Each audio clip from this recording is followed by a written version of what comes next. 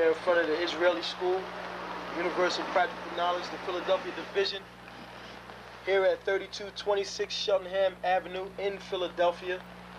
We're standing in front of the school right now, getting a description of the 12 tribe sign that's been painted by one of the brothers that was in the school: Judah, Benjamin, Levi, Simeon, Zebulun, Ephraim, Manasseh, Gad, Reuben, Naphtali, Asher, Issachar. Those are the 12 tribes of Israel.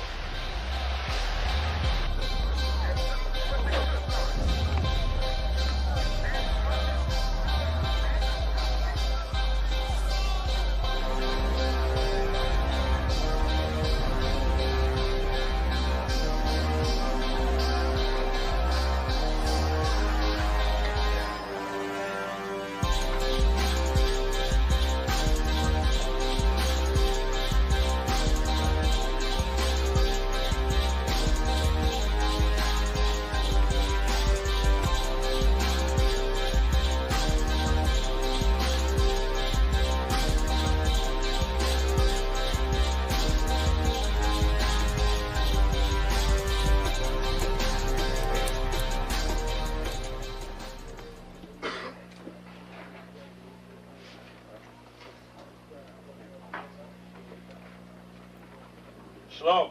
Shalom. You've been waiting for this day, so this day has finally come. A lot of you have been wondering where this knowledge that you've been hearing is coming from, and the powerful truth that you've been hearing, how this was established. Well, we finally were able to arrange for the priests to come down from New York and spend some time with us. And I'd like to introduce them if I can. These are some great brothers. We're very glad to have them with us. We want to make them feel as warm as possible, because this is their work and the extension of their work and what they've laid down some time ago. I'd like to introduce, first of all, priest and Sixth Shield General, fourth in command in the nation of Israel, Lahab. I'd like to salute this brother, Majah. Barak.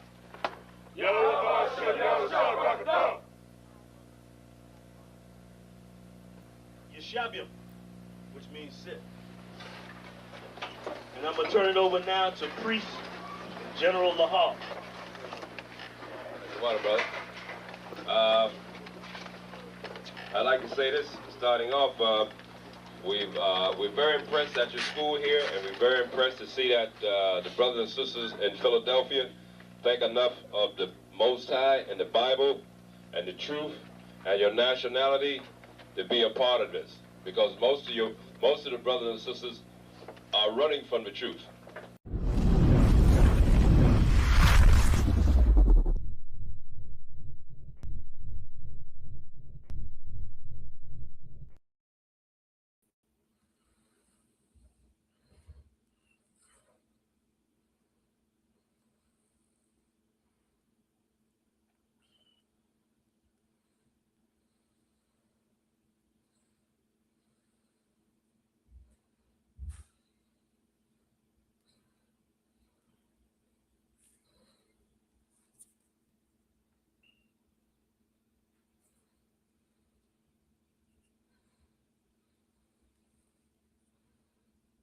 Shalom, shalom, shalom. Can you hear me, sir? I can't hear you, sir.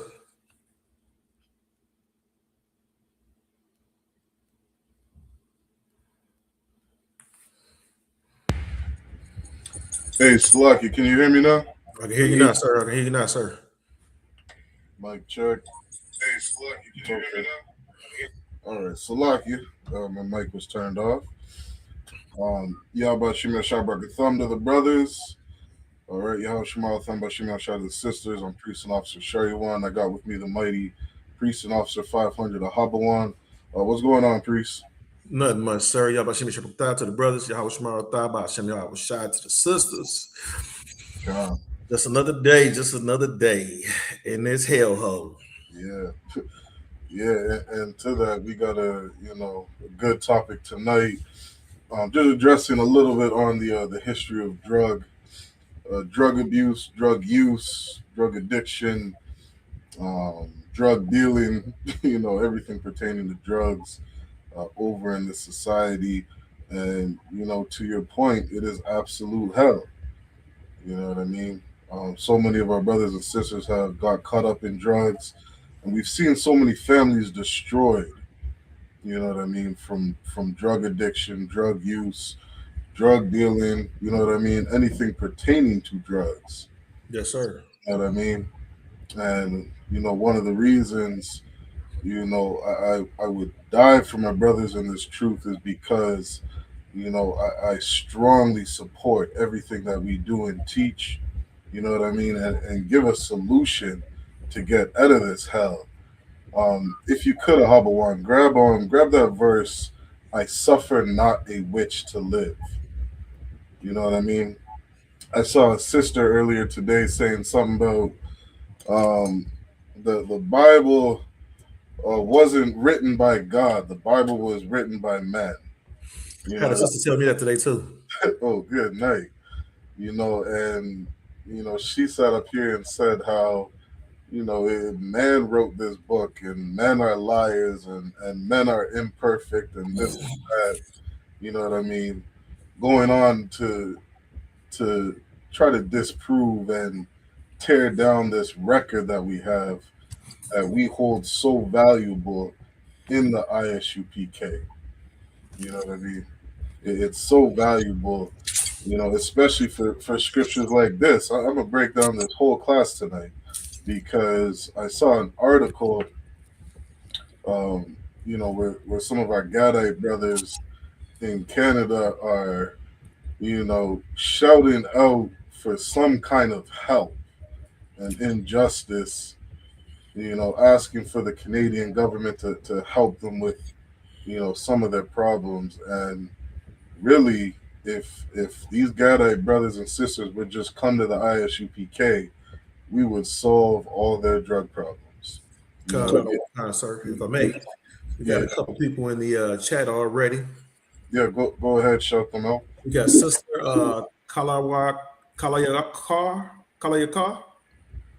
I think I probably butchered the sister name. Yep, Kalayakar. Okay. Yep. And then we got UPK Adam. Out of Greensville, South Kakalaki. Hey, look, sir. Yeah. I'm in Somerville. Hit me up so we can run into each other. Yeah, that's heavy. That's heavy. Because I think Greensville, I might be like an hour or two away from Greensville. Yep. Oh, that's nothing. That ain't nothing. I get on the road. That's what's up. Y'all two need to get out, go for a drink or something. You know what I mean? Gather together like the Bible says. You said when two or more are gathered together in my name, I am in the midst. Yeah. I think the Lord was talking about alcohol. No. Lock it. Ain't no sweat. You got that verse for me? Got another one coming. Yeah, let's read that. This is Exodus chapter 22 and verse 18.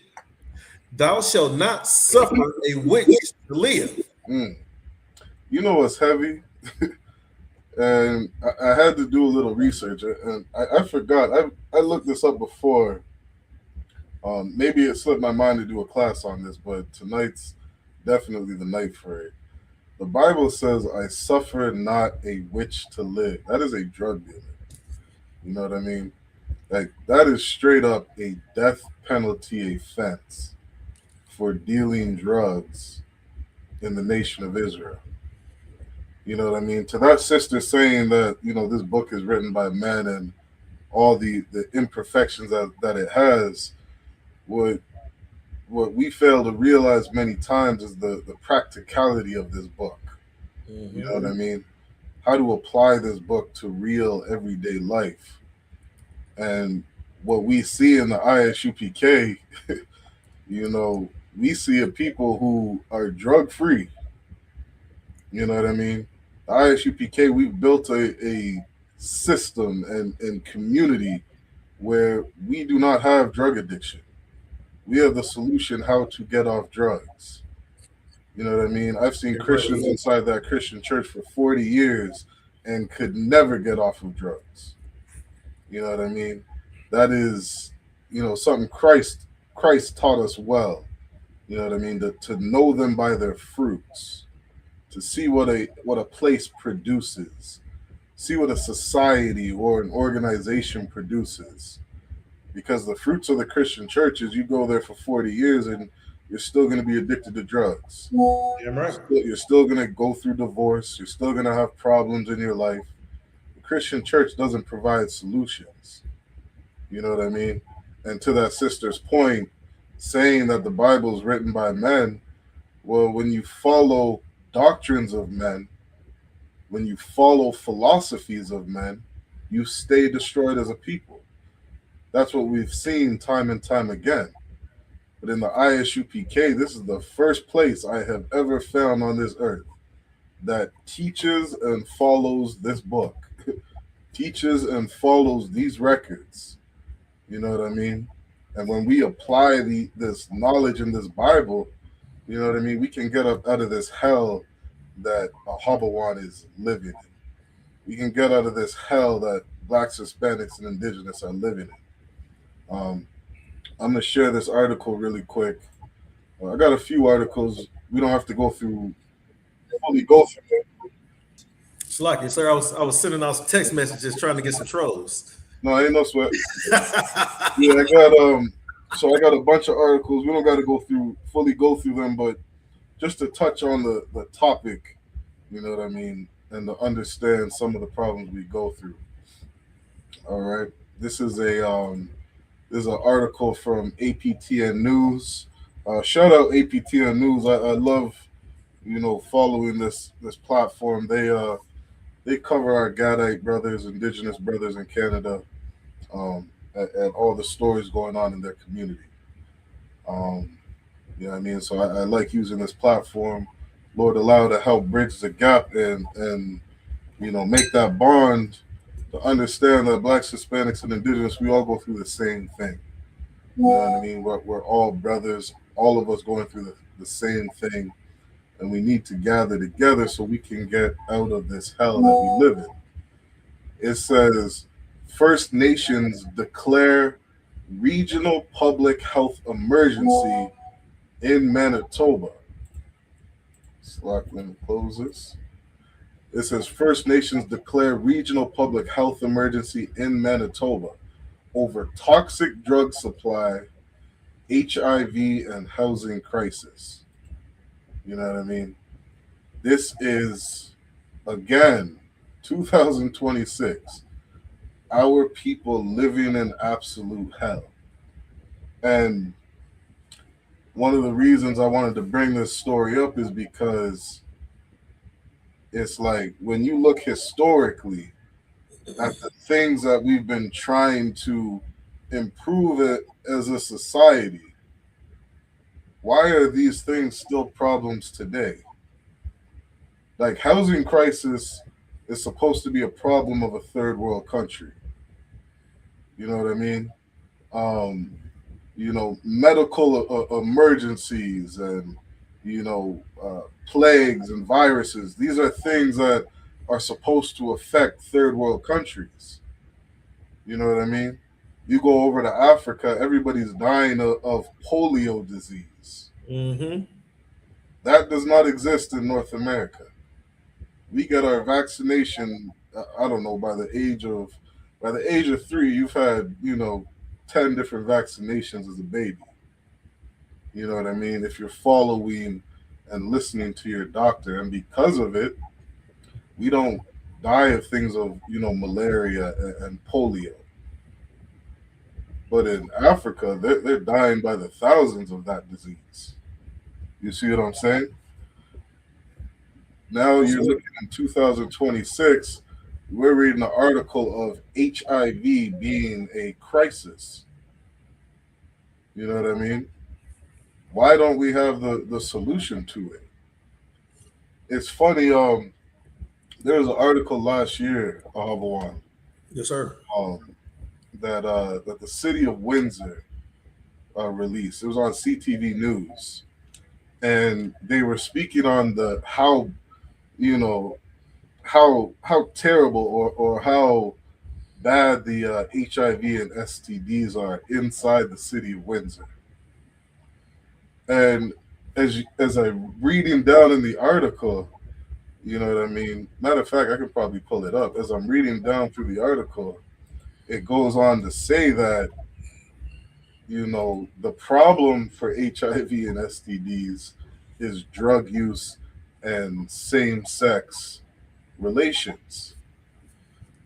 You see what I'm saying? So now, if medical professionals understand that something like, you know, HIV is a problem of a man sleeping with a man, then why is Canada, why is America so gung-ho on pushing same-sex marriage?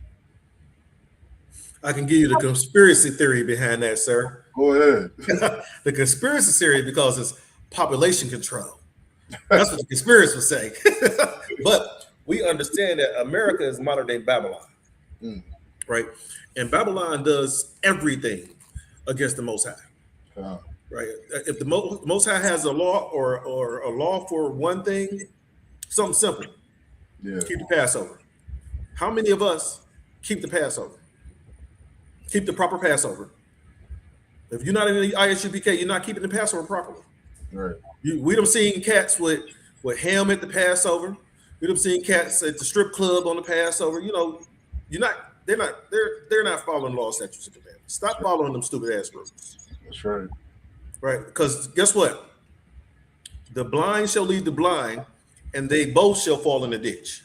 Right. Paraphrasing that scripture. Understand, is a dumbass leading another dumbass, and y'all both doing some dumb stuff. Right. Damn right. Which goes to, you know, the title of the class. I named it 50 Years of War Against Drugs or For Drugs. Because, like you said, it's such a heavy point on Havawan. You got the blind leading the blind. You know what I mean? And what did Christ say? If the blind lead the blind, both of them shall fall into a ditch. Now, if you have somebody leading you towards something that is dangerous and you follow that leadership, you're going to be destroyed with that person. This is the article I remember reading. This came out last year. It said Health Unit warns of alarming rise in sexually transmitted infections inside Windsor, Essex. Now, when you jump down to the end of the article, it says priority populations. Adults ages 20 to 44 who represent the highest incidence group for chlamydia and gonorrhea. Men who have sex with men who are at elevated risk for HIV and syphilis. People who use substances, particularly those who inject drugs, due to the risk of hepatitis B, C, and HIV. Sex workers and individuals with multiple or anonymous sexual partners. People experiencing homelessness or unstable housing who often face barriers to accessing healthcare and regular testing. It means the city of Windsor's, who did it say, their health unit knows exactly, you know, who's at risk of getting HIV. Who is exactly at risk of getting sexually transmitted infections. Now, if the health unit was, you know, so, you know, truly about ending this problem, you know what the health unit would do, Havawan? They put a big ass sign up on the hospital saying men should not sleep with men. Yes, they would. I mean, they put up a big ass sign on the hospital saying that, you know, not to turn your daughter into a whore, not to go to strip clubs and pay for prostitution. You know what I mean? Like, these things would be up on the health unit if they were really about stopping that. You want to know who says that you should never go into a strip club or Havawan? I think I can guess. Go ahead. I'm going to say, sir, the ISUPK 4000. Man, ISUPK is winning. Yeah, this Jeopardy. You know what I'm saying? Like the ISUPK is winning. It's been winning since 1969. You know what I mean? It is solving the problems in this earth. If you could grab If I may, sir, before we move on, yeah, go ahead. that scripture where it says, "Thou shalt not suffer a witch to live," Okay. and a lot of people don't understand how that pertains to drug dealers, right? So I could break it down, but would you want to go ahead and hit it first? Look, that verse, we are gonna speak on that verse throughout this entire damn class. Come on. I promise you. You know what I mean? Because it's such a, you know what I mean? It is damn near the basis of this whole class.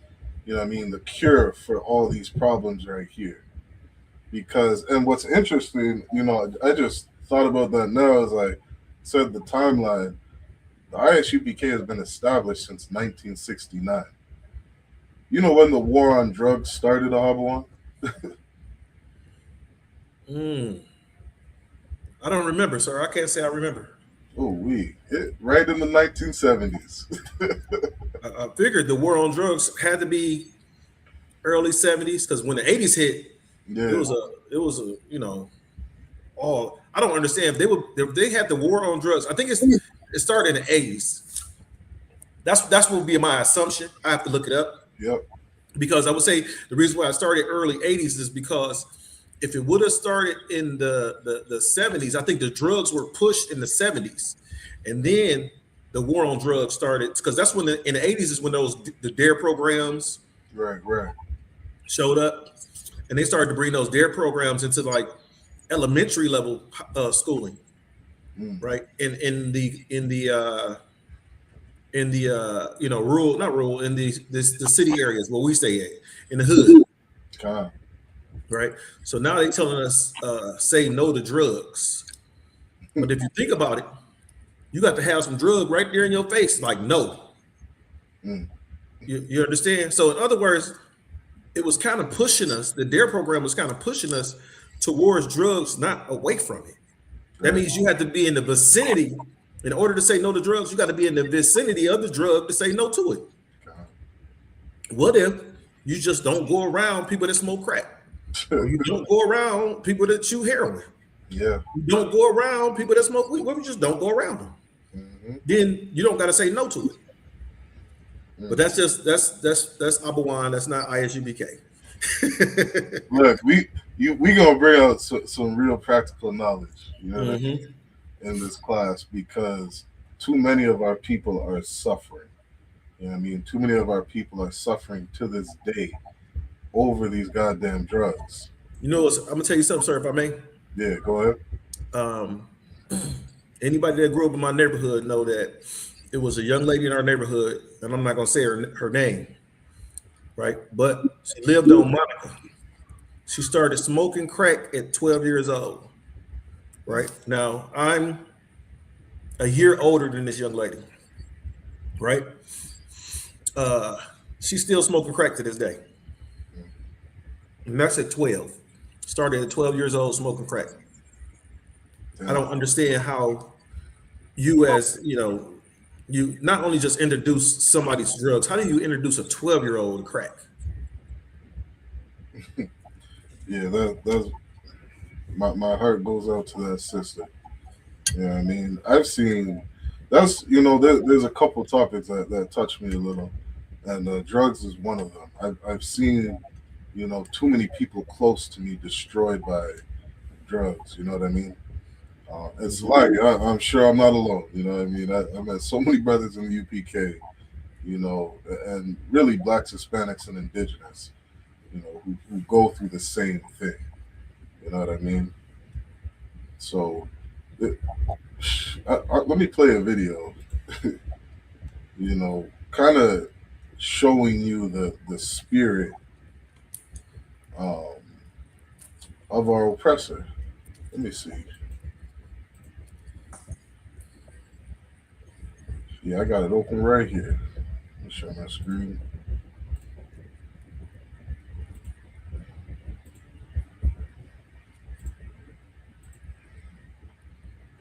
This is I'm not sure if I ever played this for you, Habawan. This was I believe this was a couple of years ago when we were getting ready to vote for Canada's new president. We call it a prime minister. So what's the difference between a prime minister and a president? I think I think really the only thing is that Canada's under the Queen. They're under British rulership. So the prime minister would be like the governor. He's like he's almost like a governor. You know what I mean? Like he stands on the affairs of the Queen. But they basically the president. Okay. But you know, the president controlled by somebody too. So What's that? the president is controlled by someone too. Oh yeah. Right now, it look like he's controlled by them Epstein files. Yep. You know, what history tells us is that European rulership, they are controlled by every evil spirit known to man. If I may, sir, you know the reason why, right? The reason why is because they got so much dirt, right? They did so much dirt to get where they're at. Now, each one of those specks of dirt is attached to a string, and somebody can pull that string at any given time. So they have to walk according to those strings being pulled. So they're puppets. God. I'm gonna take it even deeper. Grab Malachi, Book of Malachi, chapter 1. I think it's verse 4, where it speaks on the border, Esau being the border of wickedness. And I'm gonna play this video.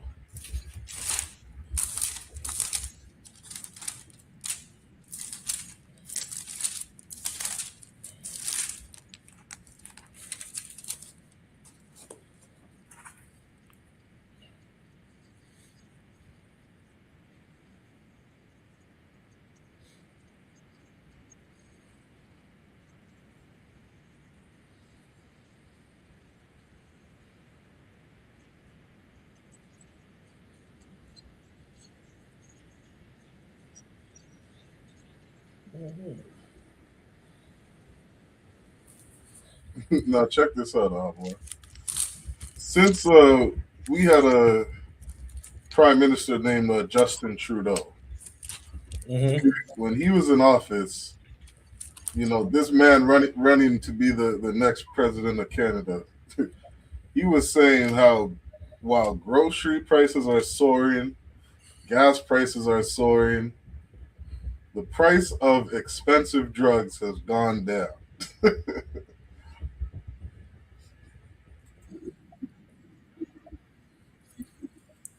Can't hear him. You can't hear this? Can't hear it. Oh, slacky. Let me open this on a different tab. Let's see if that works. Close that.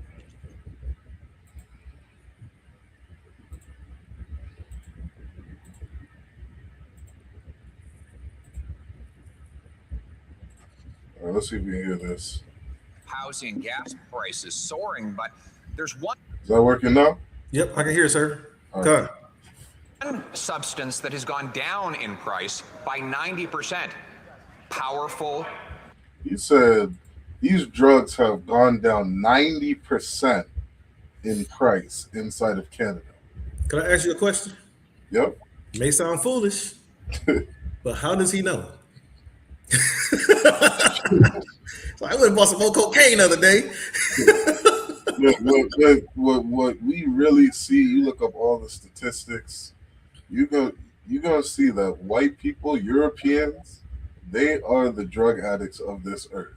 Yes, sir. You know what I mean? You look up statistics, these people, you think that, you know, drugs on the reserve or the ghetto is bad. You haven't seen nothing.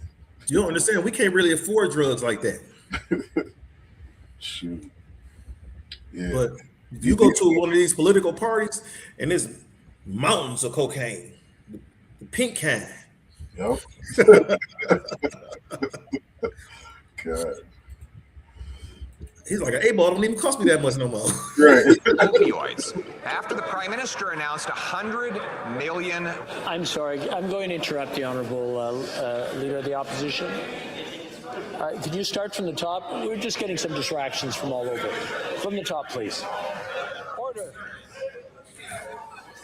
While the Prime Minister has sent inflation for gas, heat, and groceries soaring, there is one product that's actually come down in price: powerful opioids. The Prime Minister has spent $100 million on so-called safe supply. One Global News reporter went into the street to find out where all these drugs are going. Turns out they're being resold to other addicts. Now, this was Canada's solution under Justin Trudeau to the drug problem. They spent $100 million, over $100 million, on these safe injection sites. Okay, Canada opened up a bunch of, and I think we spoke on this before. They went around opening, a bunch of different places where you can go to get high and get quote unquote safe drugs. You know what I mean? Drugs that aren't laced with fentanyl. You know what I mean? Drugs that weren't made in somebody's basement. You know what I mean? Where somebody was putting, cinnamon or baking powder or, some kind of bullshit inside the drugs that you're getting. Canada thought it would be smart that if we supply people with the drugs, then we'll help fix this drug crisis that we have. Hey, if I may? Yep, go ahead. I'm going to tell you where you got that from. You ever see the TV show The Wire? The Wire. Khan. Remember Amsterdam?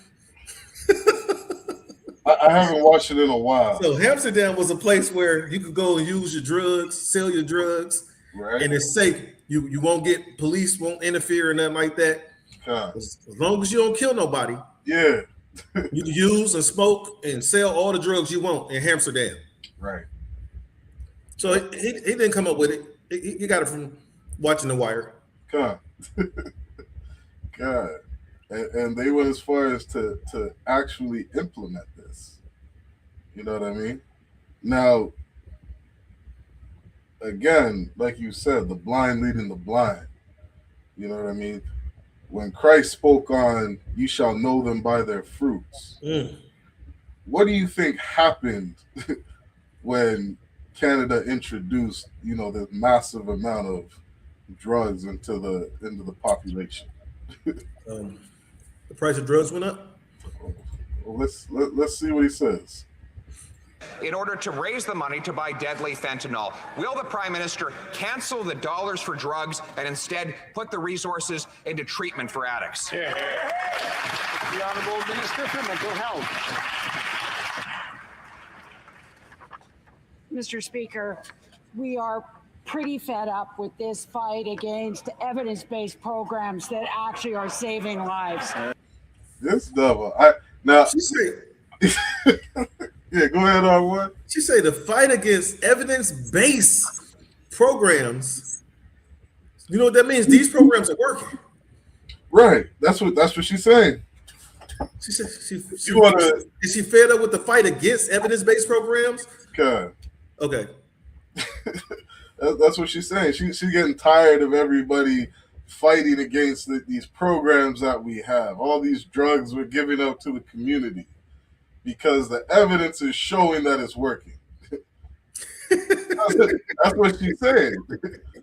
Now, giving them drugs is working. Now, did we not just read an article on Hubble One speaking on the drug crisis inside of Canada? That's what we read. Here we are years later, and we're seeing what those blind leaders led us to. This is something I love about history, is when you look at history, you know what I mean? You can learn something from it.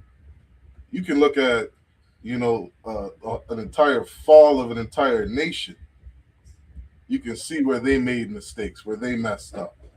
You know what I mean? You can look historically, and you can look at marriages.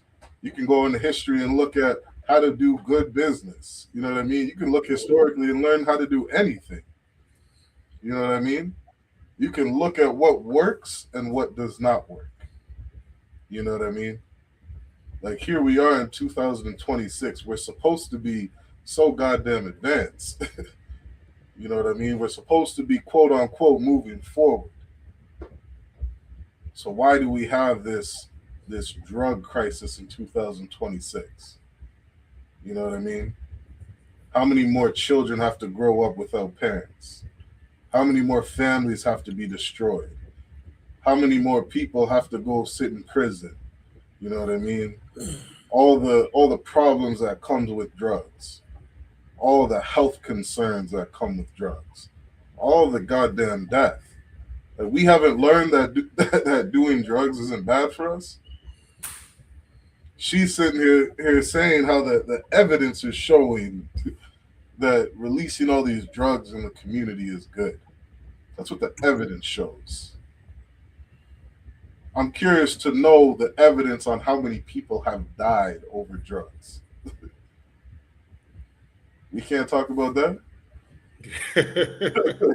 God damn. We cannot allow the conservatives to take us back to the failed ideology of the past. Even Harper's advisor, Ben Perrin, thinks they're speaking nonsense. So just stop it and save lives. See how passionate she is, One, about doing drugs? Yes, she need a fix. Yeah. She need a fix. She probably did a line before getting inside there. No, it's that second line that got her amped. Yeah, right. I can never get this lady's face out of my head. I remember the first time I saw this, because I was in such disbelief that, damn, these white people really believe in this shit. Lucky, look how many people clapping for her, huh, boy? Everybody, is that the prime minister sitting in the big chair? I believe that's a judge. Judge. Yeah, he's one of the. So if you look, he's the only one that's not clapping. Man, these people, Canadians have lost their damn mind. You know what I mean? What you have to do, sir, what you have to look at this and see is that you saying the Canadians have lost their damn mind. These look like Edomites have lost their damn mind, sir. I'm searching the room. I don't see anybody. That's what I'm talking about. You're a black man in Canada. You say you're Canadian, they're gonna look at you like you're crazy. Oh, I didn't know. Yeah, that's how it is in Canada. You know what I mean? They're gonna be like, no, where you really from? So you come over there. I'm saying I'm Canadian. I'm about to piss everybody off. Canadian. I was born out the dirt of this. Canadian means you are a white European. That's the definition of a Canadian. The opposition. Wait, hold on. Was these guys on the other side opposing her view? You have one side opposing, the other side saying, yes, yeah, this works. So I see all the people on her side clapping, and the opposer looking at her like she a crackhead. God. Well, and this is just politics. You know what I mean? For all you know, the people clapping, they don't really believe in it, but they just want a certain party to win. Understood. Well, this is a perfect example. This is a perfect example of left wing and right wing. Right. Because look at it. I tell people like this all the time. It don't matter if you left wing, you vote for the left wing or you vote for right wing. I know we don't vote, but I tell people, like, when you go out and vote and you say you left wing or right wing, it's the same damn bird. Okay. It's the same bird. So the bird, what do birds do? They eat worms. You're a worm. You don't get ate. They eat small prey. Our black Native Americans and Hispanics need to understand they are the small prey. And with them being the small prey, the eagle gonna swoop down and eat you up, regardless of what government it is. Until we stand under Christ's government, then know, all this stuff right here is fictitious to us. God. Yeah, I mean, and that's why if you could bring up that verse in Ezekiel where he said, I would be a little sanctuary to you. You ain't want the one in Malachi first? Oh, yeah, go ahead and bring that verse up. Go ahead and read that. Malachi 1:4. This is Malachi. Does that speak on the border of wickedness? I'll start at 3. This is Malachi chapter 1, verse 3. And I hated Esau and laid his mountains and his heritage waste for the dragon of the wilderness. Verse 4. Wherefore Edom saith, we are impoverished, and we will return and build the desolate area of the desolate places. Keep going. Thus say the Slakia. Keep going. Thus saith the Lord of hosts, they shall build, but I will throw down. I will throw down. And they shall call them the border of wickedness, and the people against whom the Lord has indignation for. God. Like that, the border of wickedness, meaning that you think of a land border, you know, where two countries meet. When you cross that border, God said, when you enter into Esau's land, you've entered the land of wickedness. You see what I'm saying? That's why, you know, to that point you were bringing out earlier, that's why these drugs are running rampant inside this nation. Because you have entered into a wicked place. That's why the Lord has indignation against Esau forever. Yes, sir. You think the Lord looks down and loves these Europeans? The Lord is looking at these people with indignation forever. It's never going to change. Why? Because they sit up here and spend $100 million on putting drugs in your community. That's what they do. That is a land of wickedness. You would think they could spend $100 million on giving natives some clean drinking water.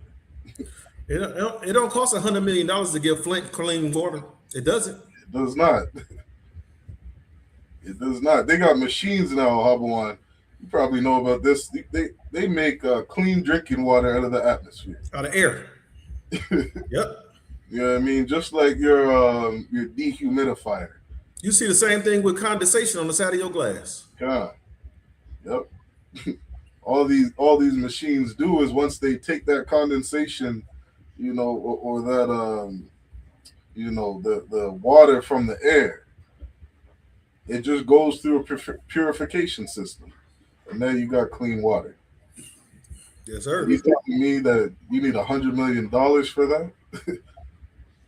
They got commercial machines that are like $2,000. You know what I mean? Get you hundreds of thousands of gallons of water per day. You know what I mean? That's why we say in the ISUPK that the white man is the devil. Damn right. I mean, this is a land of wickedness. This is not a land of safety. You know what I mean? Like, we shouldn't have these HIV and STD problems when we know that, especially when we just read that the health unit knows the problem. The health unit knows it comes from a man sleeping with a man. Health unit knows it comes from, you know, you're just out here sleeping with every goddamn woman and throwing them away. So if I may, sir. Yep. The health unit is governmental, right? A government tier. The health unit is government tier, right? Yep. So with the health unit being a government tier, and we understand that when we do these cop movies, right? Do these DEA movies, these FBI movies, these movies got to be ran past the government in order for these to be pushed out into the public, right? So when you do these movies, the health unit is a part of the government that understands that men having sex with men causes AIDS and syphilis and all that kind of stuff, right? But the other part of the government that controls the movie industry puts out in the movies And the TV shows, because the government controls what goes on your TV. What's the it's not FAA, that's for the aircraft. What's it called when they control the television? What's put on the television? Because you have ratings for movies, right? That's another government regulatory system. Right. Why? You should ask yourself, why don't they work together? If this side knows that men having sex with men is causing the upkeep in sexual transmitted disease, then why does this side put it out in movies and music and entertainment, right?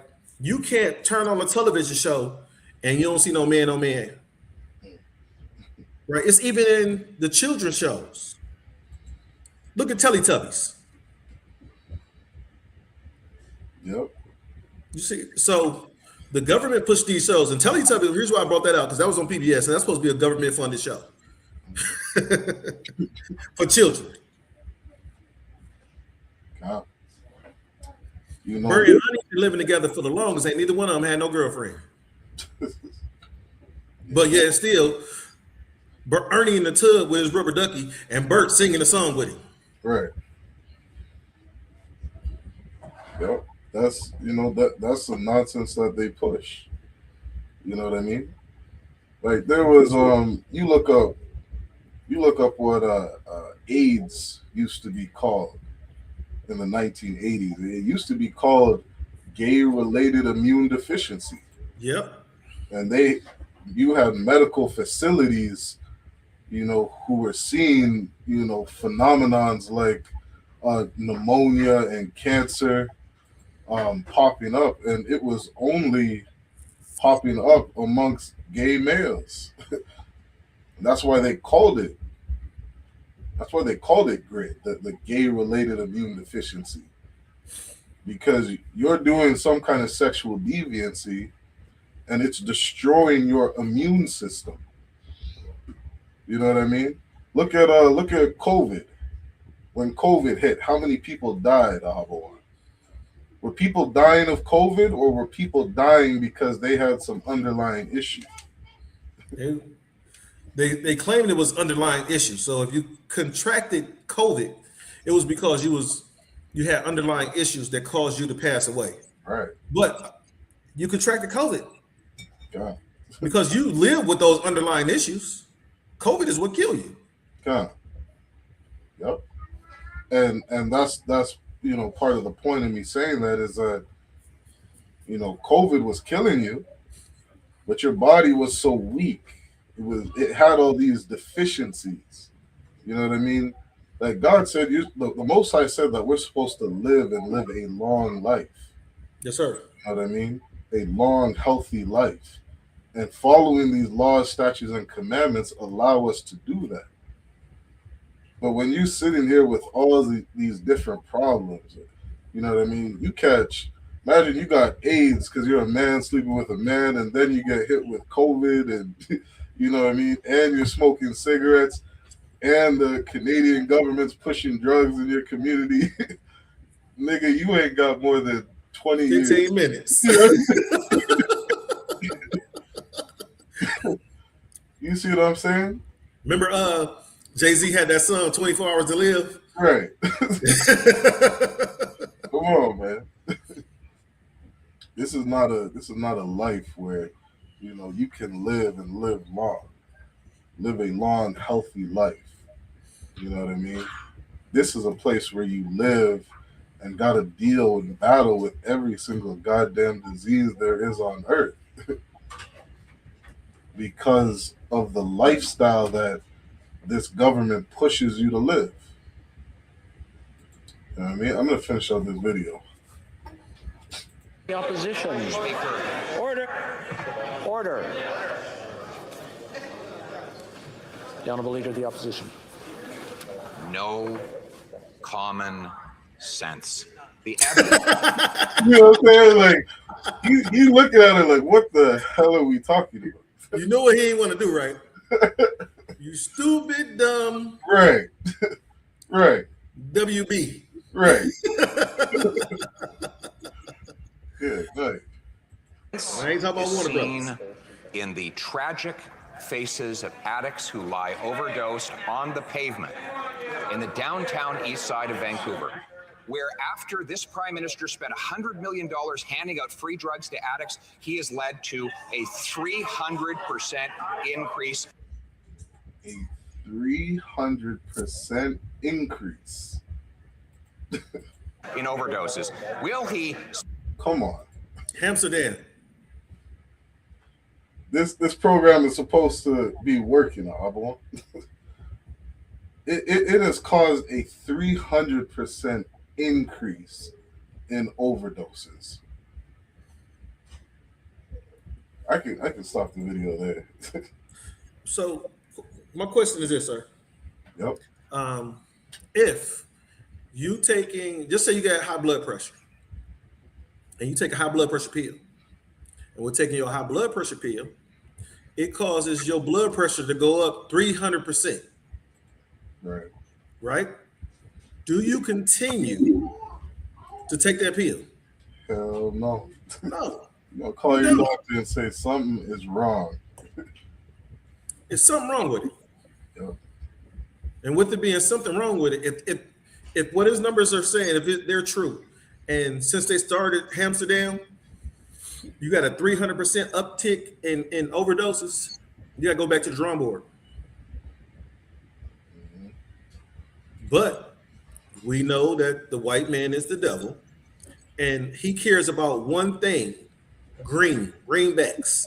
Oh no, y'all got greenbacks. Y'all know y'all got the food stamp looking dollar over there. Yeah. He cares about his bottom line. God. And think about it. When Donald Trump got in office, he wasn't a trillionaire. Now he got tens of trillions of dollars. God. And has not done anything to help America. Right. What has he done to help America besides allow his fellow patriots and his brothers and sisters to run rampant on blacks, Native Americans, and Hispanics? Look what ICE is running up at everybody's house. The Hispanic people in Detroit moved amongst the black folk in Detroit, right? And started to build the houses, build the neighborhoods up, right? The ICE agents, after these people got these houses built up, like this area was ran down. You know how Hispanics do. You get 20 or 30 of them, they put the house together in 30 days. Right. Now, the police has busted in doors over there, but these basically newly built houses, busted in doors over there, snatching folk out the houses. So you got black folk in the neighborhood with whistles. So when they see ICE, they get to blow. Everybody get to blowing whistles, right? And then when you hear the whistle, you handle your business. So you understand that this oppressor is destroying, and black people need to understand is that once he has removed every Hispanic from the United States, he's going to come after your black ass next. Right. He's going to figure out a way. That's why he's trying to get rid of birthright citizenship. Right. Because he wants to come after you next. And where you got to understand, being a black man, right? Being in America 3-4 generations, about 3 generations after slavery, 4 generations after slavery. Right. Where are you gonna go back to? Ain't no more Negro land in Africa. Right. If I could, I want. Come on, sir. I'm gonna read this because this is very important to this class. What you're saying right now. It says, I just did a quick AI search, okay, and see if you can look up how many people Donald Trump has deported. Okay. They say he still ain't deported as many as Obama. Right. So yeah, just look up how many people he's deported and how much money he's spent on deporting all these people. All right, get those two numbers for me. It says, this is a quick AI overview. It says there is no data showing that drug problems have decreased in America as a result of deporting Mexican immigrants. While the Trump administration has linked undocumented immigrants to the flow of narcotics, empirical evidence and federal tracking demonstrate that the domestic drug crisis operates independently of these immigration actions. What does that mean? Operate independently? That deporting Mexicans has nothing to do with the drug crisis in America. That's what it means, Ahaba. You know what I mean?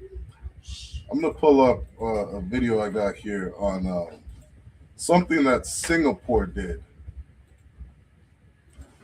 Because Singapore is known for having the lowest drug problem on this god green earth. You got those numbers, Ahaba? Give me 2 seconds. I got one of them. I'm getting the other side for you right now.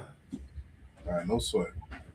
Because this is something that Singapore did, and I got an article we're going to read on Singapore, on something interesting that they did. In Singapore, reminders of the law are everywhere. Security cameras help to police the city-state, and strict rules ensure the country's famously low levels of crime. But punishment. Now, this is something Singapore has done. It says strict rules is what has led Singapore to having the lowest drug problem in the world. Rules. Imagine that. You know something, the first thing that I was told as a brother coming into the ISUPK. Mm-hmm. You know what it was, Ahaba? No, I can't fathom. Brother told me to put on all black. Yep, put on all black. That was the first thing I was told coming in the ISUPK. It was a rule that was introduced to my life. That was it. And you know what I did the first time I came out? I had on 90% black, and I had a brown boots on. Been there. I had some brown Timbs on. Been there. That's not all black. That's I was told, brother, that's not all black. Don't do that again. I had a all black, sir. white Nike. Yeah. All black, head to toe. Some little white Nike thing right here. God. And that ain't all black. God. The strict enforcement of rules put us in all black. God. Because the next time, you don't got to tell me it's not all black. That's right. And what's so heavy about Singapore, sir, is that what you have to understand is their government has strict rules on drugs, but their government also isn't assisting to funnel the drugs into their neighborhood cities. That's right. You got to understand, Ronald Reagan started the war on drugs. God. And I think that was 84. So Ronald Reagan and his wife started the DARE program. God. Right. So with that being said, they started the war on drugs, but they was pumping the drugs into the neighborhood. How you gonna fight against something? That's like me saying, you know what? I want my kids to learn how to drive, but I keep slashing the tires. Right. Right. Now I gotta ask you a question, Ahaba. Would you say, when you look back on history, has there been 50 years of a war against drugs? Or would you say that there's 50 years of being pro-drugs? I have to say it's 50 years of pro. God. I have to say, and the reason why I have to say it's pro is because that I don't see I don't see how you fight against drugs and legalize it. Right. Right. And the only reason why you legalize it because you see how much money Brothers was making selling weed. There you go. Right. They see how much money Brothers was making in Michigan selling weed. So guess what? Now weed legal in Michigan. That was it. They see how much money in Windsor and Toronto. because in Toronto they just had they just ran out because some dude was out there shooting. Remember?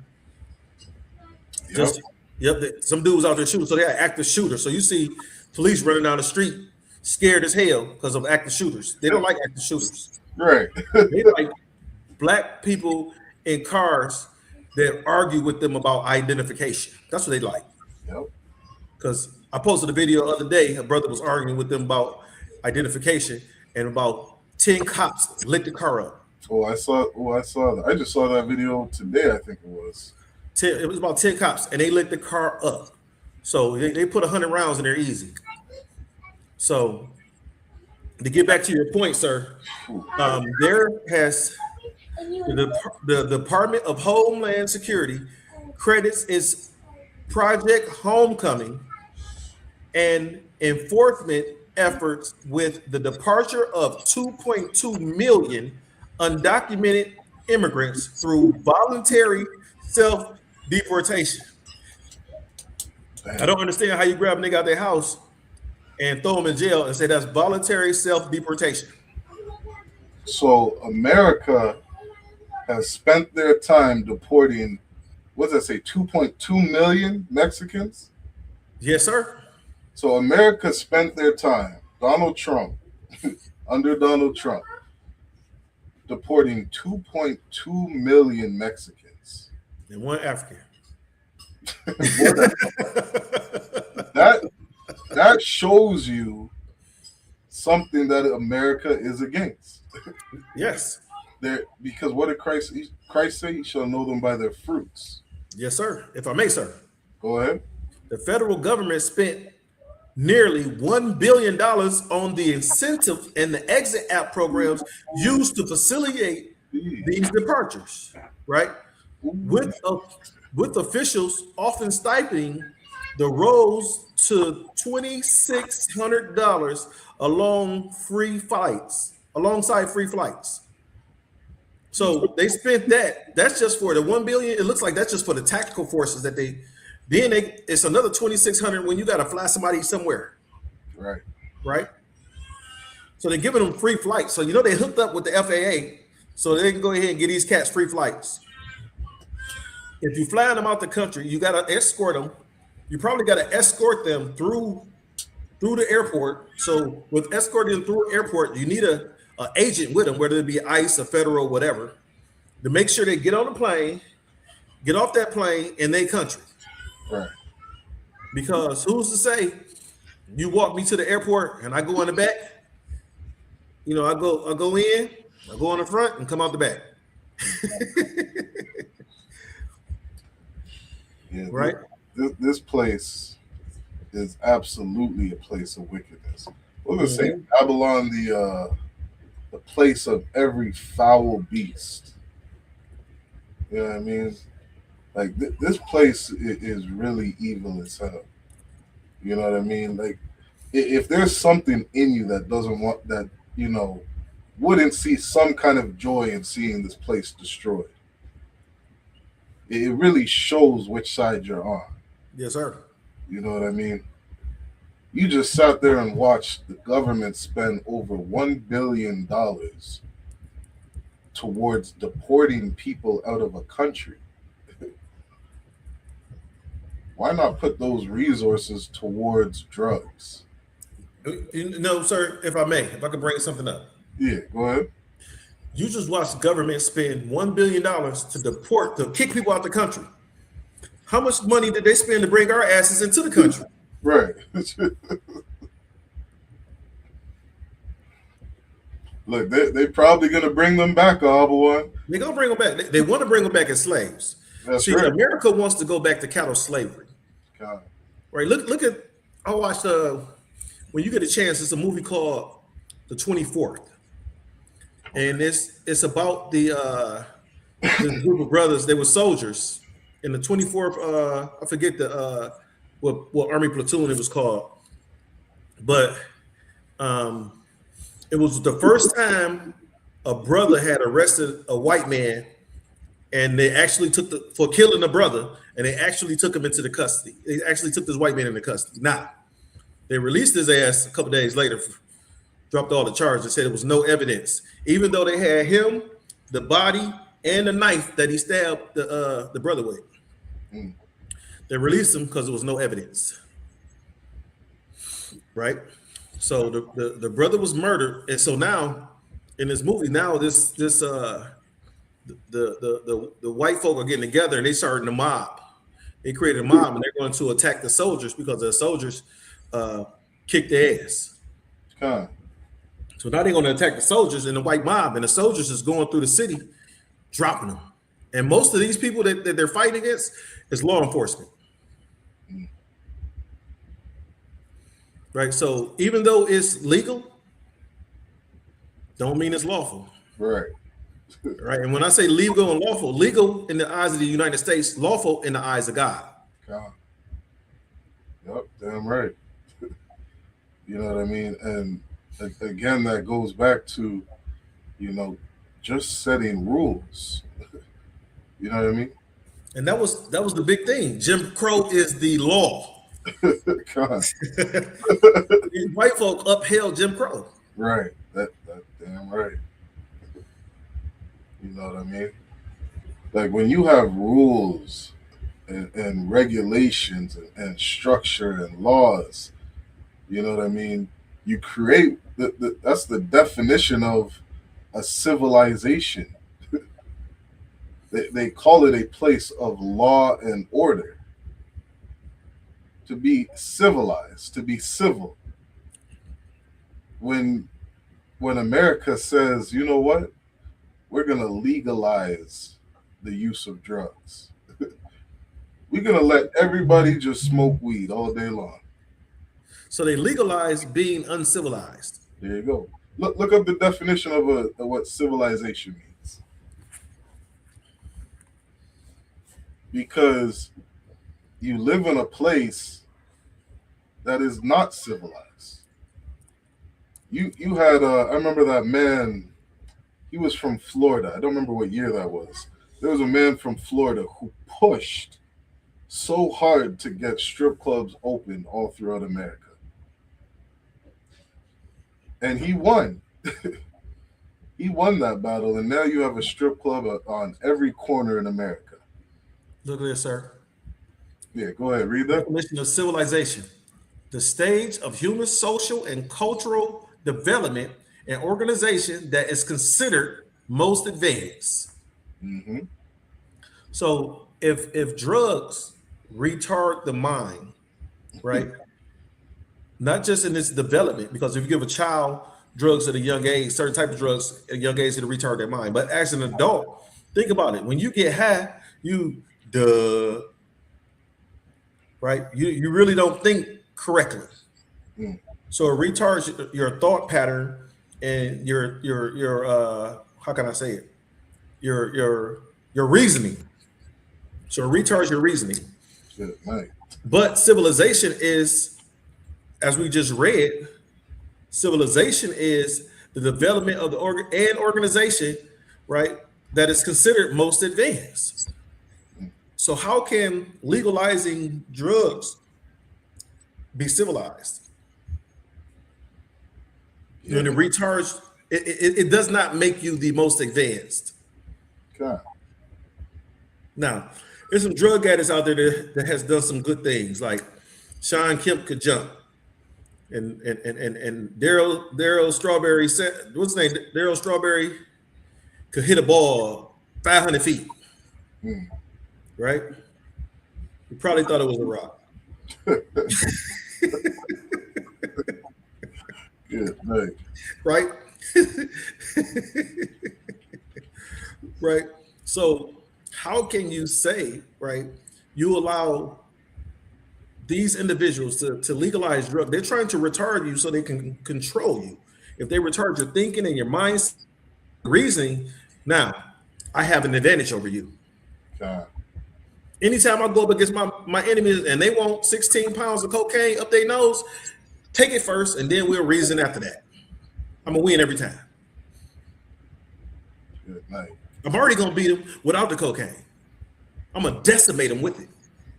The Vietnam War was lost because of the and America said they didn't lose the war. Yes, they did. More people died in the Vietnam War than any other war except for the Civil War that happened in America. So the Vietnamese was saying, black man, it's not your war. Right? But what they did was they pumped weed and heroin and stuff to the soldiers. Because they knew that if I give these soldiers some drugs, they're not going to be able to perform their tasks or their training into completion. Right. They're going to be high as hell, and a monkey going to look like a bird. Come on, man. They sitting there giving drugs to the goddamn soldiers. Yes. I'm going to fight against. Look, Hitler, if you look at it, Hitler did it too. Hitler was giving his soldiers meth. That's right. And they were advancing terrains in one day that should have took them 4 days. God. But guess what happened? When they had that meth went out, they started eating each other and horses and everything. Hitler didn't win that war. That was World War II. Yep. So drugs have never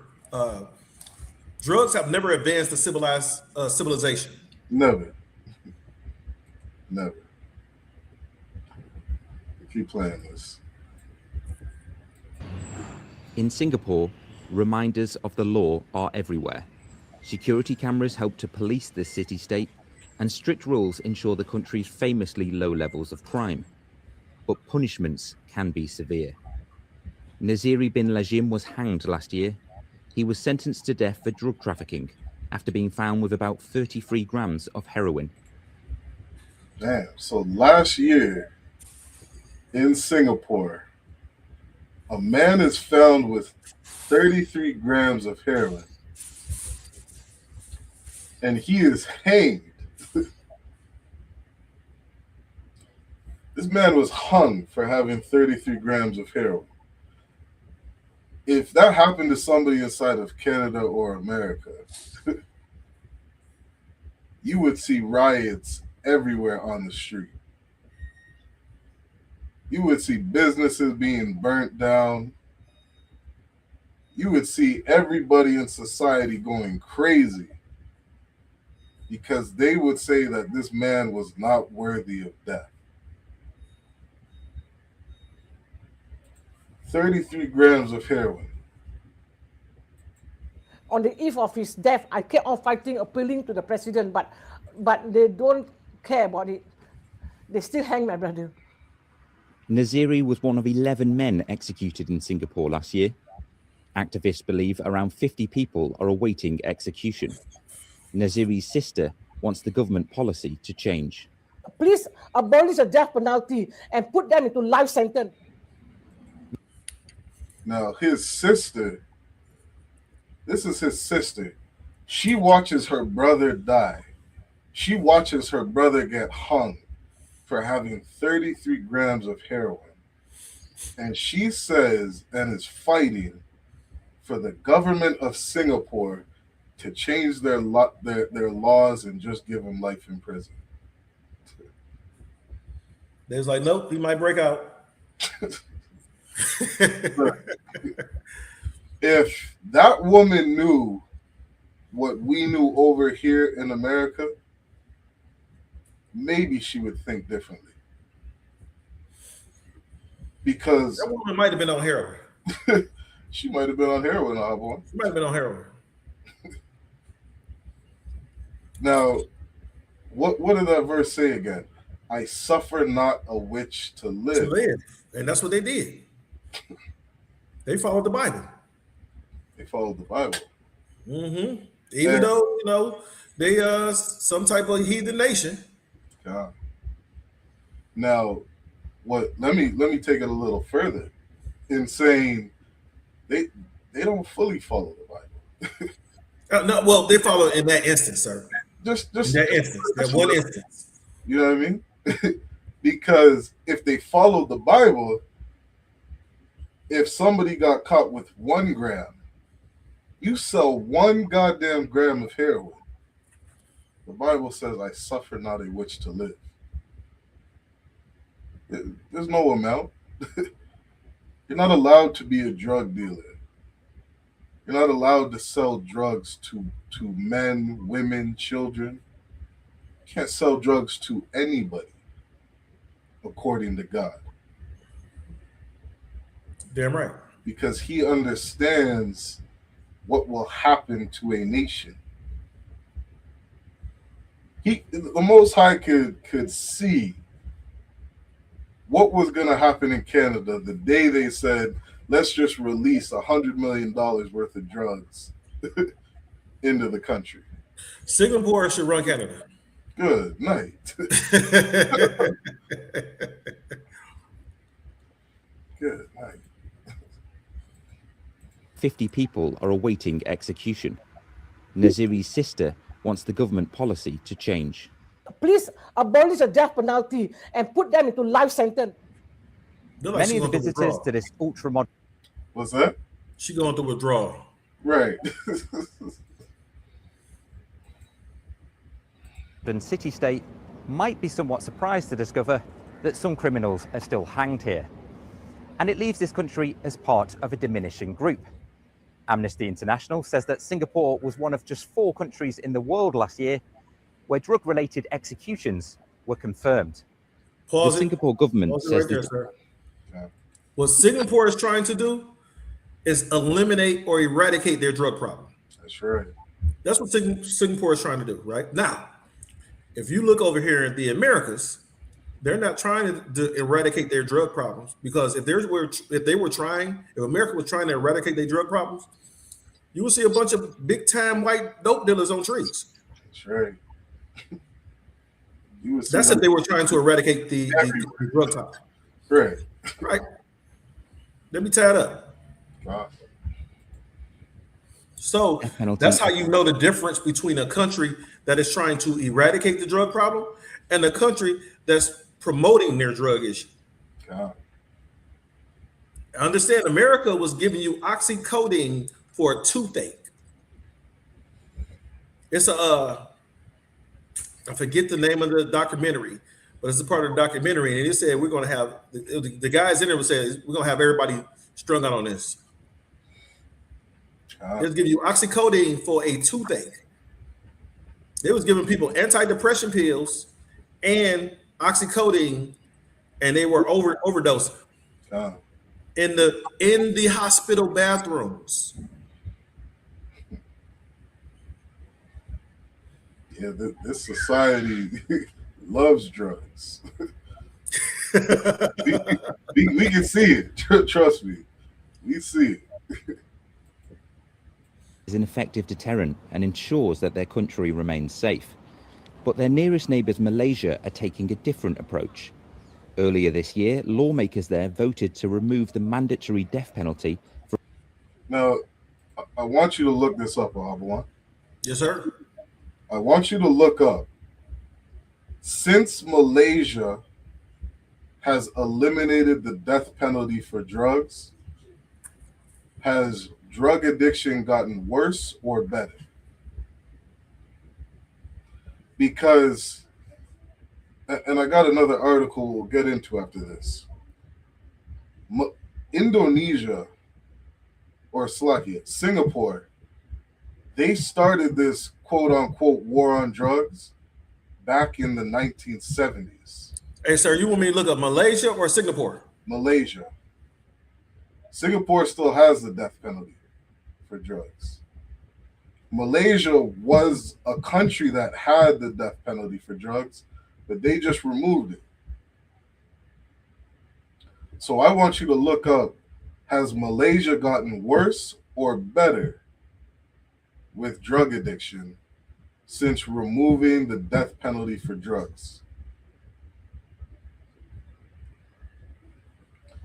And this is such an important lesson, because I think the numbers, and I'm just quoting off. There's no numbers, sir. What it's saying is that it said in 2023, Malaysia did not completely abolish the death penalty. It said instead it removed the mandatory death penalty for serious crimes, including drug trafficking.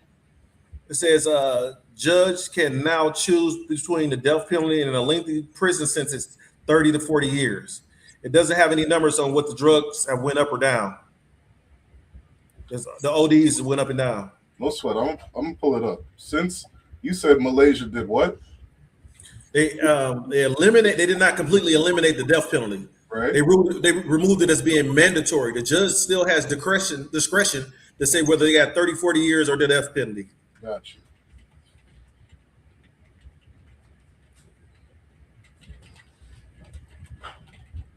Let's see if I can pull it up.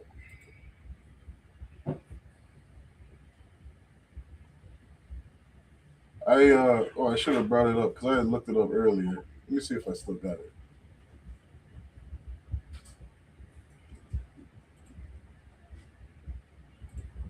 I'm gonna find that. Give me a second. Because I had found something saying how Malaysia has gotten significantly worse.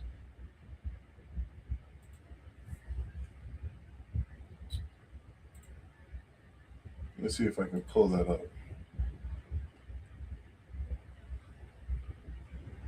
And I'm gonna finish this video while I pull that up. For a number of serious crimes. But could that make any difference to Singapore's policies? I would expect the immediate reaction would be to reject it as much as they can before looking at it and say, okay, let's look at what the impact has been and see whether that means anything to us at all. In nearby Thailand, notoriously tough drug laws are softening, with marijuana shops now a common sight. It's a stark contrast to Singapore. I don't think it's translated to a lot of widespread support for decriminalization, but at least there's this question of, isn't executing them a bit too much? Activist groups have led small protests in Singapore calling for executions to stop. They say they're starting to see a shift in mindset, but the government shows little sign of changing its stance. It likely means more heartache for the families of death row prisoners. I sit down, I think of my brother, how he was hanged. I cried so much to imagine that how my brother was hanged. It'd be very, very painful. He's a healthy man, a 60-year-old man. You hang an old man, what for? What do you get? Adam. All right, I'm gonna show this sister what you get. I found something I want. This is all I looked up. I'm just doing a quick AI overview. Okay, I looked up since Malaysia removed that mandatory death penalty, did drug use go up or down? And it says, according to AI, it says yes. Recorded drug use and addiction in Malaysia has gone up significantly, according to official government data. Statistics from the National Anti-Drug Agency, AADK, and NADA, and Home Ministry show a steep rise in recorded drug abusers and addicts following the pandemic and heading into the mid-2020s. Now, this is after they removed that mandatory death penalty. Okay? I was surprised that when you looked it up, you didn't see something. Well, you know, our internet is skewed over here. So I will have to do a deep dive and go around some of the. They don't want you to be informed as much as, because it's certain websites that you send me, I can't get on. God. Yeah, if you look up, like this says, the recorded drug use and addiction in Malaysia has gone up significantly. You know what I mean? Not just a small amount. It has gone up significantly. And this is because they removed that mandatory death penalty. Now, what was that woman saying in the video? She's saying, you know, what was the purpose of hanging my brother? So he won't bring no more drugs in the city. That's it. Now, if you're a nation truly against drugs and you want to fix this problem, it would be wise for you to obey God. God said, I suffer not a witch to live. Singapore, there's a death penalty offense if you have, I think it's 15 grams of cocaine or more. Mm-hmm. I looked up what the penalty in Canada for having 15 grams of cocaine. You know what it is, Abawan? What is it? 6 months to 2 years in prison. That's it? That's it. And if it's a first offense, it might not even be that much. What kind of drug is that? That was for, I believe, heroin and cocaine. Because they giving brothers clock time over here in America. They don't give a crap if it's your first offense or not. This, I think it could be up to 10 years, depending on the state. Yeah. It's 50, and it's clocked at 50 grams or less. 50. That's 50 grams. That's 10 years for 50 grams or less. So in America, if you have 50 grams or less, you can do what? Up to 10 years? Up to 10 years for 50 grams or less? That's 2 years in Canada. Shoot. The war on drugs is just on black people. This is a war on black people. It's not a war on drugs in America. It might be. It sounds like it's a war on drugs in Singapore, but it don't sound like it's a war on drugs in America. In Canada, you know, they give you a slap on the wrist. Nigga be right back out selling dope in 6 months. Come on, man. Singapore says, "Suffer not a wish to live." That's right. You know what I mean? And not even they ain't even fully executing it. You know what I mean? They're just saying, you know, we can put a man to death for dealing drugs. You know what I mean? Let me see. I had I got a couple articles. Let me pull up. Okay, let me pull up this one. Give me 1 second. And we're gonna skim through this article. It's a long article. So this is titled "How Singapore Defeated a Heroin Epidemic in the 1970s." What some people may not know, maybe they do, is that this death penalty in Singapore came up for a reason. It's because of the heroin epidemic that they had in 1970s. Mm-hmm. They had a serious problem. America also had a serious problem. Canada had a serious problem. And these three countries went at it a different way of solving it. You know what Ronald Reagan did? He put drugs in your community. Say, I know how to stop them. Get them all high. Right? He's sitting there telling you on TV, we got to end the war on drugs. Meanwhile, putting drugs in your community. You got the Canadian government over here opening safe injection sites all over Canada. I know how to stop them. Give them dope. Right? You see that woman? She's saying the evidence is working, Ahabawan. Give them drugs. This how you keep them off drugs. You give them drugs. Come on, man. You see how stupid that sounds? America said, we're gonna fight against drugs, but we're gonna give it to them first. Right? Understand is that, sir, you didn't pull up the article where it's a college in California where a doctor created crack. Right. I forget his name. I think it's Roy something. Yep. Dr. Roy something. I can't remember his last name. But he created crack in what's that? UCLA in the university. At the university. So, you know, why you think that the crack epidemic started in LA? Because he went outside the damn school and passed it out. That's right. Meanwhile, you have indigenous leaders. Man, I gotta bring that article back up. You got indigenous leaders looking to the government for help. That's the blind leading the blind. You're looking towards the individual that's giving you drugs. Right. That's pumping drugs into your community. You actually, I want my oppressor to give me help. When has your oppressor ever given you help?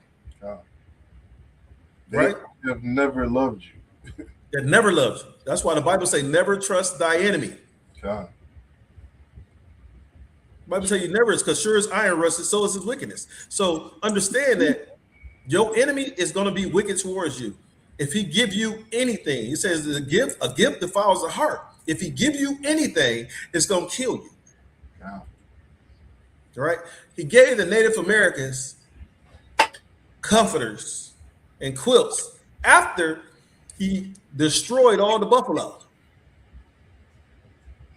Right? And that's why that bison hit that white man over the weekend and threw him 400 feet in the air and said, "This is for my ancestors." Did you see that video? God.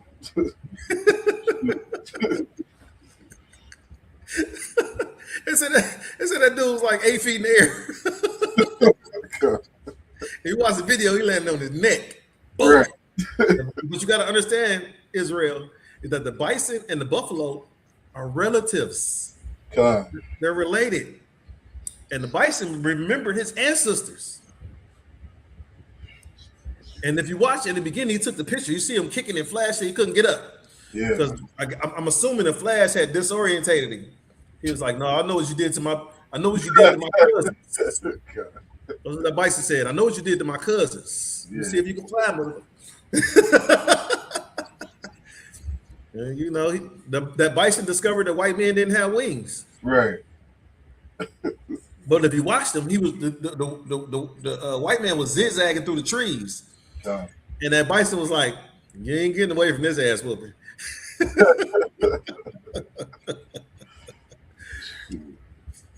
There's pictures of tens of thousands of buffalo stacked among each other, right? The white man down there eliminated the buffalo in America just to destroy our Native American brothers and sisters. Right? And then they would stand on top of these piles of dead buffalo and wouldn't even use the skins for anything. Just let it sit there and let the fowls of the air come in and eat on them. Yep. Whatever dog would walk past. When this was not only food, but shelter, right? Clothing for our Native American brothers and sisters. Right. Then they came back and gave them small pot-filled covers, quilts. "Oh, y'all cold? Yeah, you cold because you killed all the goddamn buffalo." God. We was using the buffalo as skins to keep us warm. It's cold. God. You just reminded me of something that I'm gonna bring up after this article, because that was a heavy thing you said, because something that I forgot, and I would be remiss not to mention this in this history class, is that indigenous people, before Europeans came over here, there was no drug problem. Oh, you know what's that's heavy. Yeah. Yeah, I'm gonna pull that up. No crack epidemic. God. There was no opioid epidemic. Yep. I'm gonna pull that up because that I'm glad you said that, Ahabo. I can't remember one Native American dolphin. God. Because if it was one, they'd have put it in the history books. They'd have put it in that American history book. They would have put it there. Trust me. They already said that they were smoking peace pipe. Right. Yeah. But you know what, sir? They say the Native Americans smoking peace pipe. I've never seen a picture, like you see the real pictures of the Native Americans. I've never seen one with them having a peace pipe. I always see it when it's rumored or drawn up by the white man. Do me a favor, Ahabo. Pull up.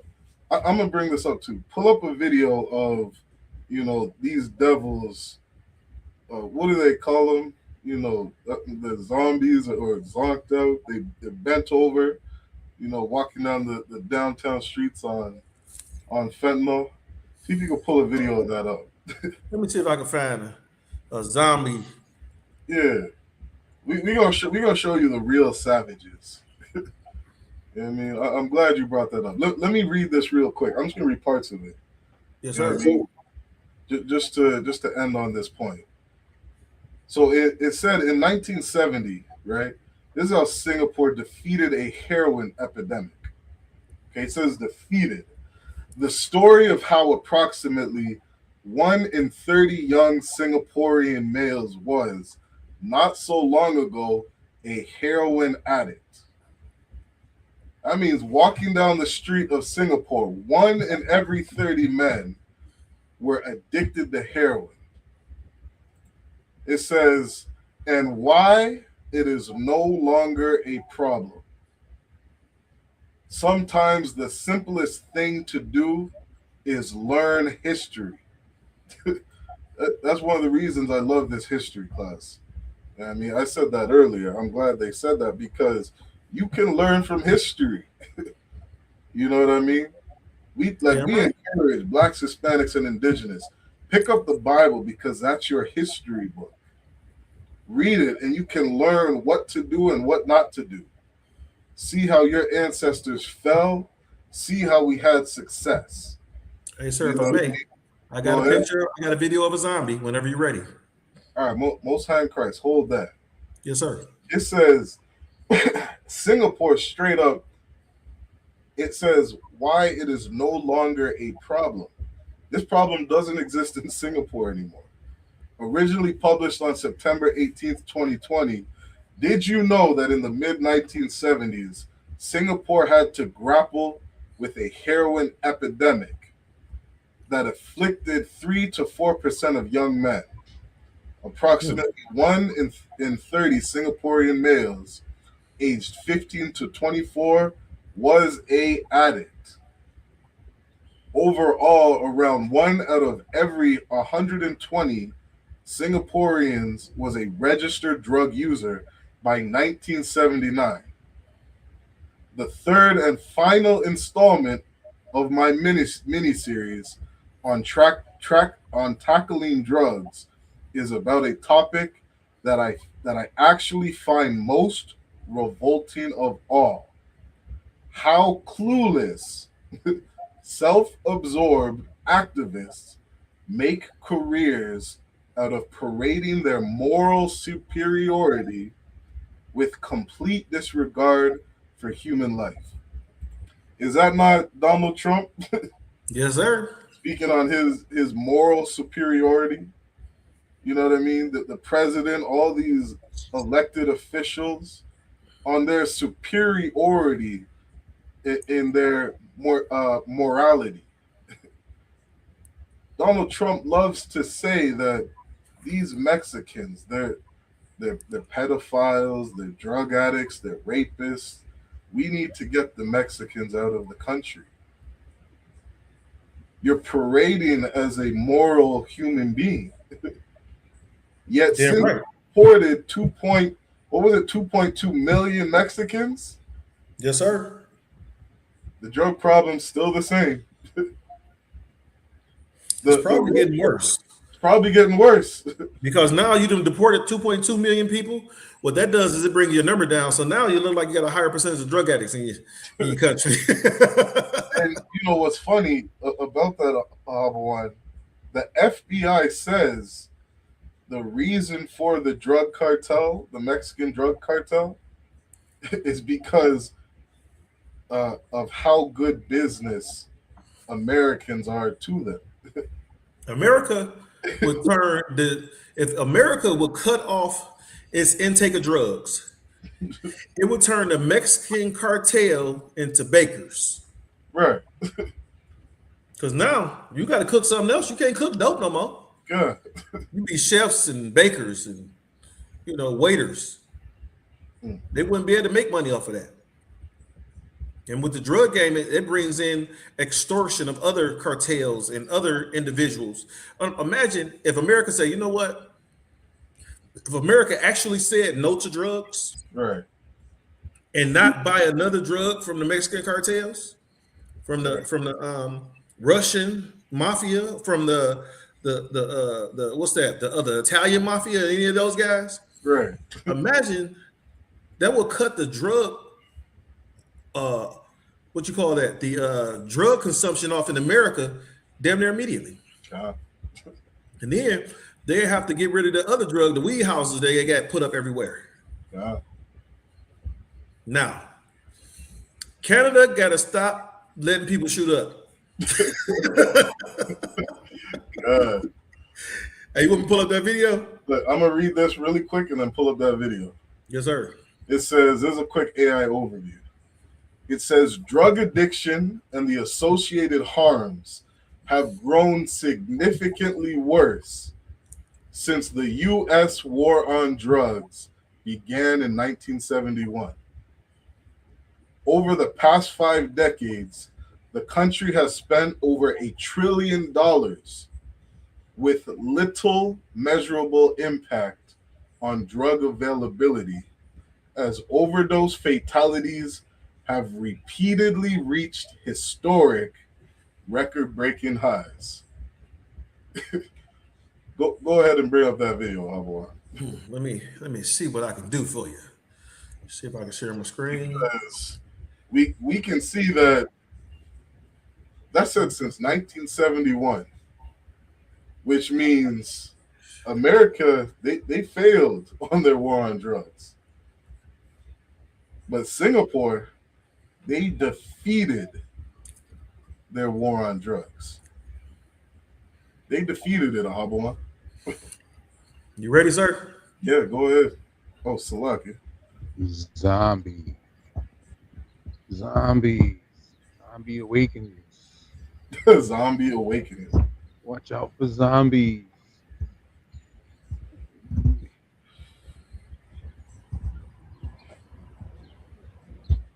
No, gotta go. Here comes the zombie.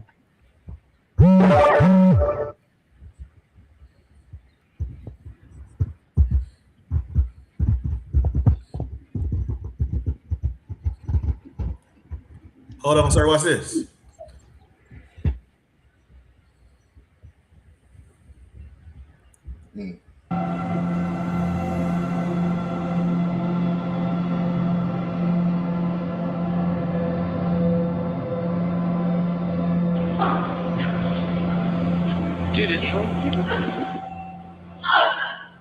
You picking up a little dope.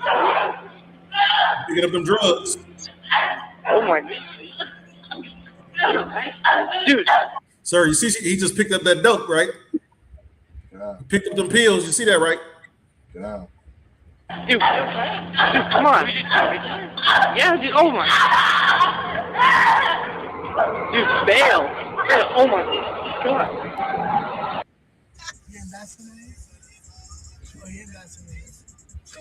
I think that's one.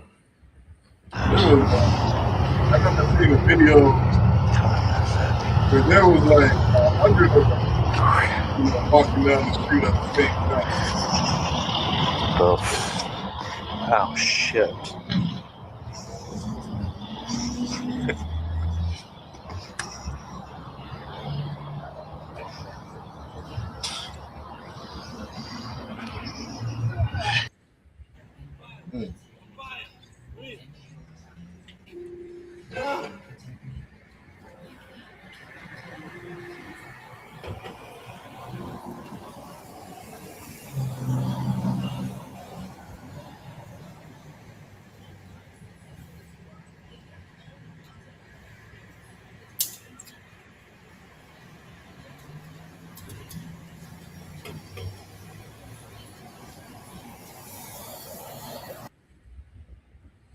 That was a hip hop junkie.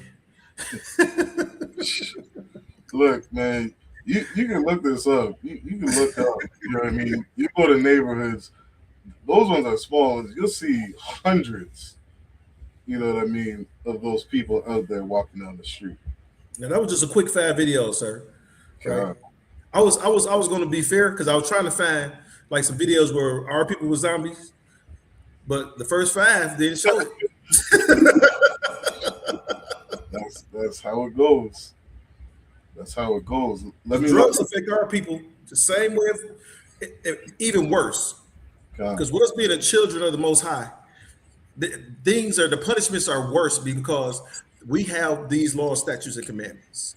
So we know better. You ever like you the older son, the oldest child, you get your ass whooped because the younger brothers and sisters do something wrong? Right. That's what's going on with you, Israel. You know better because you the only family God has known. And he chose you to give his law, statutes, and commandments to. And since he chose you to give his law, statutes, and commandments to, you're gonna get the one to get the ass whooped. That's a heavy point, which is why I wanted to share this, because I thought this was a really heavy point. Okay. And I need everybody to understand this. Okay. You look up historically, before Europeans got to America, this is what the AI overview says. It says, before Europeans arrived, widespread drug addiction was largely unknown in the Americas. Indigenous peoples extensively used psychoactive plants and fermented beverages such as tobacco, coca, peyote, and cactus wine. But this usage was strictly embedded within cultural, spiritual, and medicinal frameworks. They're telling you that drug addiction wasn't known. Now, think about this, Abawan. Yes, sir. You can look up historical records of Egyptians. What is this? 7,000 years ago? And you can see that drug use and addiction was a problem inside of Egypt. Mm-hmm. But you can't find 400 years ago of drug use being a problem amongst indigenous peoples in America? Well, if I may, sir, you know that drug use has always been amongst the pale-faced man, because remember, the black man wasn't allowed to drink Coca-Cola. And the reason why the black man wasn't allowed to drink Coca-Cola is because the white man said that Coca-Cola has to have cocaine in it, because they put cocaine in it. And then they said cocaine makes black men hypersexually attractive to white women. Dang. So Coca-Cola was considered a white man's drink. If you notice, a lot of your brothers and sisters drink Pepsi over Coca-Cola. Yeah. I think history has proven who the real savage is. Mm-hmm. We're trying to get. Oh, go ahead. I was gonna say I believe history has shown, who the uneducated man is. Martin Luther King tried to get you to have equal rights to a savage. Right. He wanted to be the savage. Yeah, nice. A quick shout out to Maria Redis Hughes. Oh, that's Red Issues. That's a test, sir. That's from my other account. Oh, Red Issues. Lucky. Red Issues. Just a test. We got Aisha Banath, Live G, Tawanda Williams, Shalom Yabashim Shabakatha, Shalom Yahweh Shamar Lathabashim Arashah. Make sure y'all like, share, and subscribe these classes. We need your help to get these classes out to our other brothers and sisters. Y'all know somebody that need to listen to these classes. They need to be in these classes. So don't hold it to yourself. Let them get some. Pull up that verse one more time. I suffer not a witch to live. What was that in Exodus?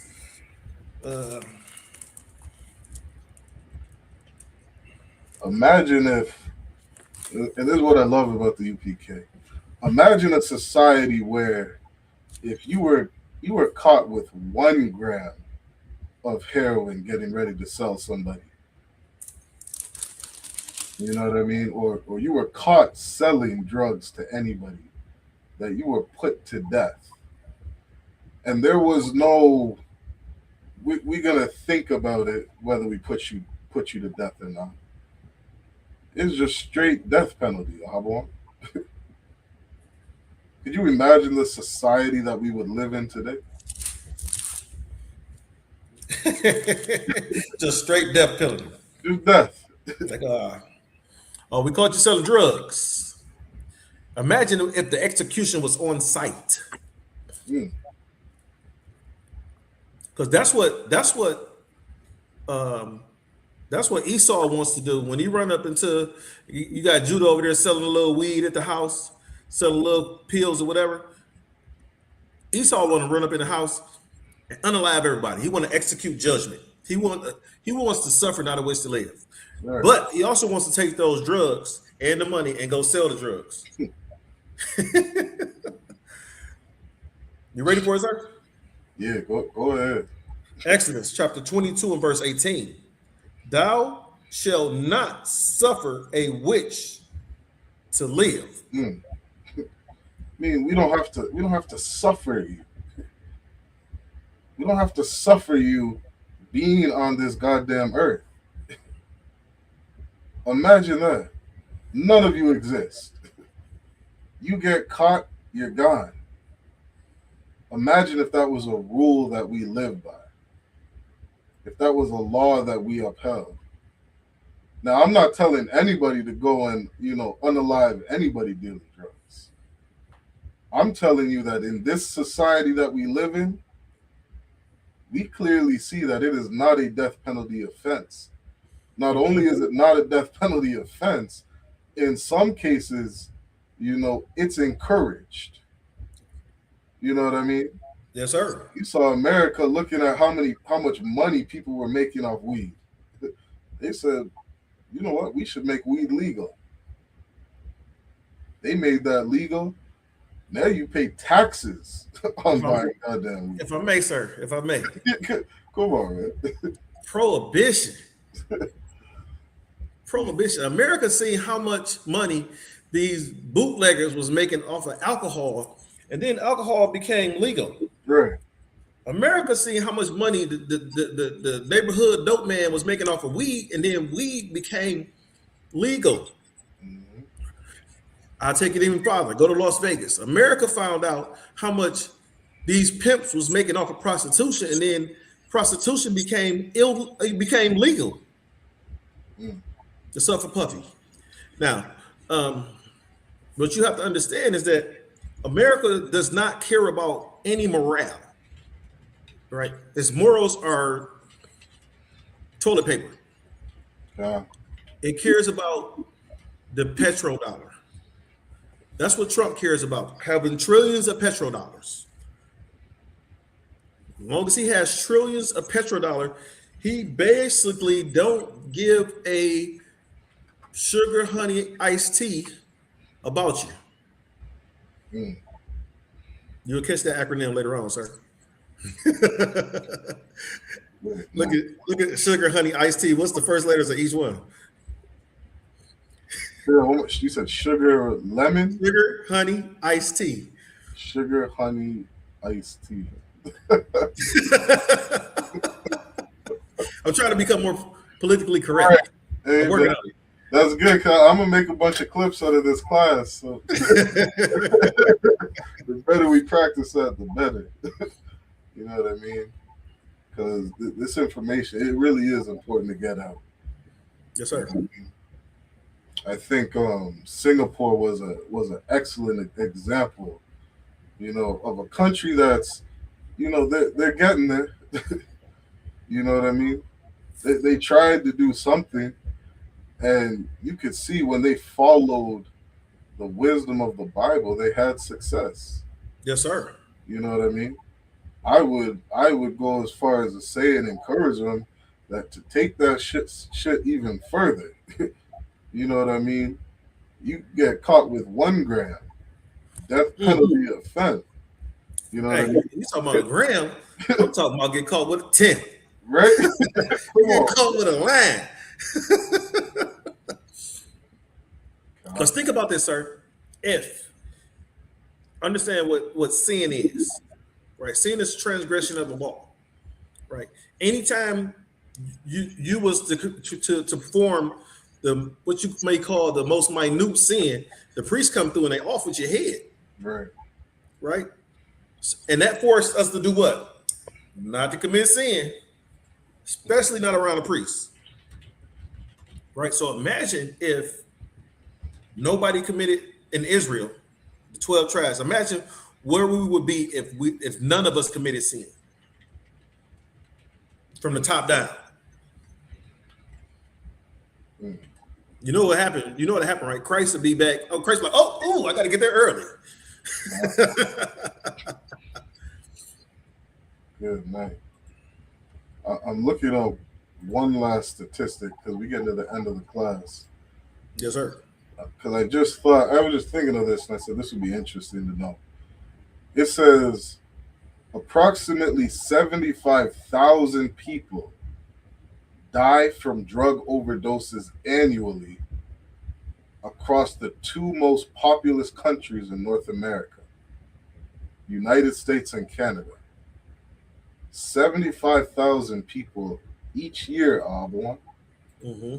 Now, I'm curious to know how many drug dealers are put in jail each year in North America. Let me see if a number pops up. It says in North America, let's see, federal and state facilities hold over 150,000 individuals specifically for drug trafficking, with tens of thousands of new convictions and prison sentences added annually. So that's 75,000, sir. That's 205 people a day. That's 205. So 205 people a day die from drug overdose, and you still want to get out there and get high. 205 people a day. Well, you know, understand is that sisters was having over 300,000 abortions a year. So we committed to just killing ourselves with abortions and drugs and all these other things, homosexuality. Why should we commit to kill ourselves? Right. Because now the conspiracy theory about population control goes out the window. Because you see how many people dying a day. Right. Check out this last one that will end the class. It says approximately 29.1 million people are estimated to have a diagnosable drug use disorder, addiction to illicit drugs, or misuse prescription medications across the United States and Canada. This figure expands significantly to roughly 45 million people if alcohol use disorders are included in the definition of substance addiction. You got 29 million people addicted to drugs, Abu. Yes, sir. And then you got another 40 million alcoholics. What's that? Another 30 million alcoholics. Wow. Look, man, something's got to change in this place, Abu. Christ got to return. That's what's gonna happen. That's gonna be the only positive change for Babylon.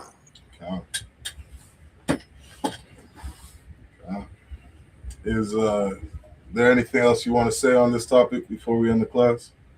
La, sir. All right, Most High in Christ. With that, we're going to say Shalom. Yahweh Shem Shabbat Thumb to the brothers. Yahweh Shema Thumb Shem Shabbat to the sisters. All right, there's another history class. Water for tuning in. And make sure you tune in to Black Watch. Okay, Black Watch is coming on. They're live right now. All right, check them out.